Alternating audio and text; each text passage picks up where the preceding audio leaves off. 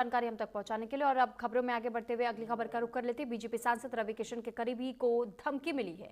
कथावाचक प्रवीण शास्त्री को जान से मारने की धमकी दी गई है। निजी सचिव के बाद कथावाचक को धमकी मिली है। लॉरेंस गैंग के नाम पर जान से मारने की धमकी दी गई है। कथावाचक से कहा कि सांसद रवि किशन को समझा ले। पुलिस मामला दर्ज कर फिलहाल जांच में जुटी हुई है। बताया जा रहा है कि निजी सचिव के बाद अब कथावाचक को यह धमकी दी गई है। तो लॉरेंस गैंग के नाम से ये धमकी दी गई है रवि किशन के करीबी को। इससे पहले आपको याद होगा कि किस तरह रवि किशन को भी फोन करते हुए धमकी दी गई थी और ये कहा गया था कि 4 दिन के बाद अगर बिहार आए तो गोली मार देंगे। अब बताया ये जा रहा है कि रवि किशन के करीबी को भी जान से मारने की धमकी दी गई है। कथावाचक प्रवीण शास्त्री को जान से मारने की धमकी मिली है। साथ ही बताया जा रहा है कि लॉरेंस बिश्नोई गैंग का नाम इस्तेमाल किया जा रहा है ये धमकी देने के लिए। हालांकि इस पूरे मामले को लेकर के पुलिस में इस बात की शिकायत दर्ज करवा दी गई है और अब पुलिस मामले की जांच कर रही है।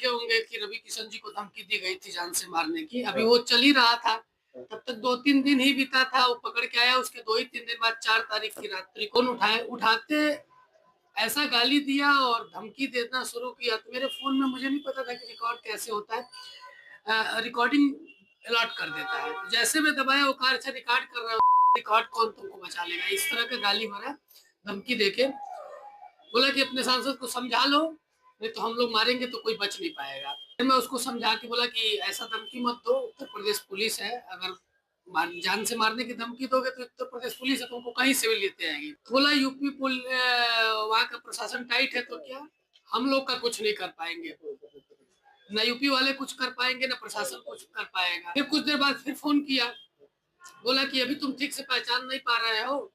फिर मैसेज डाला व्हाट्सएप पे कि बिश्नोई गैंग से बोल रहा हूँ, 1500 लोगों की टीम है हम लोगों की, तुम 60-70 दिन के अंदर, मतलब ऐसे 60-60 दिन के अंदर करके और क्रॉस फोटो करके मेरा सांसद जी का, फिर विधायक जी प्रदीप।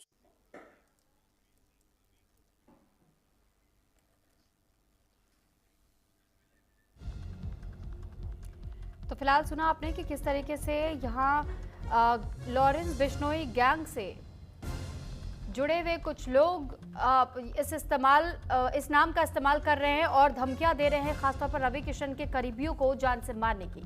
इस पर ज्यादा जानकारी के साथ जफर खान गोरखपुर से हमारे साथ जुड़ चुके हैं। जफर, जानकारी चाहेंगे आपसे कि आखिर कौन है ये लोग, इनके बारे में कुछ पता चल पाया है क्या अब तक? पुलिस की जांच में कुछ निकल कर आया है क्या कि क्या जिस तरीके से ये धमकियां दी जा रही हैं, क्या कोई प्रॉक्सी व्यक्ति है या फिर वाकई में लॉरेंस बिश्नोई गैंग से जुड़ा हुआ ही कोई गुर्गा है जिसकी ओर से धमकियां दी गई हैं?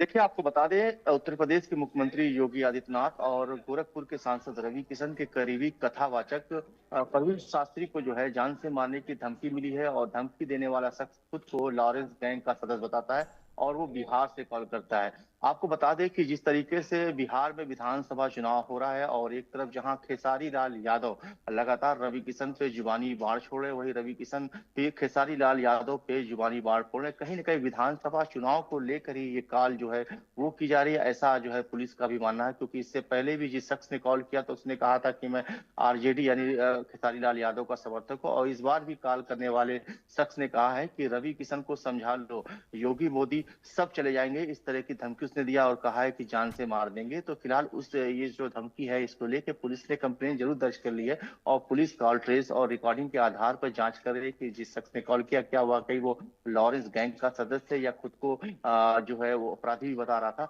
तो पुलिस तमाम तथ्यों की जांच कर रही है। लेकिन सवाल ये है कि जिस शख्स ने कॉल किया उसने रवि किशन की एक क्रॉस फोटो भेजी है और साथ ही साथ सजनवा के जो विधायक हैं प्रदीप शुक्ला, उनकी भी क्रॉस फोटो भेजी है और जो कथावाचक है उनकी भी क्रॉस फोटो भेजी है और उसने कॉल भी किया है, उसके बाद मैसेज भी किया है। तो धमकी को हल्के में नहीं लेना है। पुलिस जो है जांच जरूर कर रही है, लेकिन क्या वाकई वो लॉरेंस गैंग का सदस्य, इसकी भी पुलिस जांच कर रही है। जी ठीक है, साथ ही आपसे ये भी जानना चाहेंगे क्या अभी तक सुरक्षा व्यवस्था बढ़ाई गई है रवि किशन की या उनके जानने वाले उनके करीबियों की, जिनको ये अब तक धमकियां मिली है? देखिए, जो 30 अक्टूबर को जब कॉल आई थी, जब रवि किशन ने जो है खुद एसएसपी से मिलकर एफआईआर दर्ज कराई थी, उसके बाद उनकी सुरक्षा को बढ़ा दिया गया। अब कथावाचक को जो कॉल आई है, क्योंकि ये बेहद ही सांसद रवि किशन का करीबी है और सीएम योगी का भी करीबी है, ऐसे में जो है पुलिस जो है तमाम तथ्यों की जांच कर रही है और सुरक्षा की जहां तक बात है तो सुरक्षा बिल्कुल जो है उसकी बढ़ानी चाहिए। जी चलिए ठीक है, बहुत धन्यवाद आपका तमाम जानकारी हम तक पहुंचाने के लिए।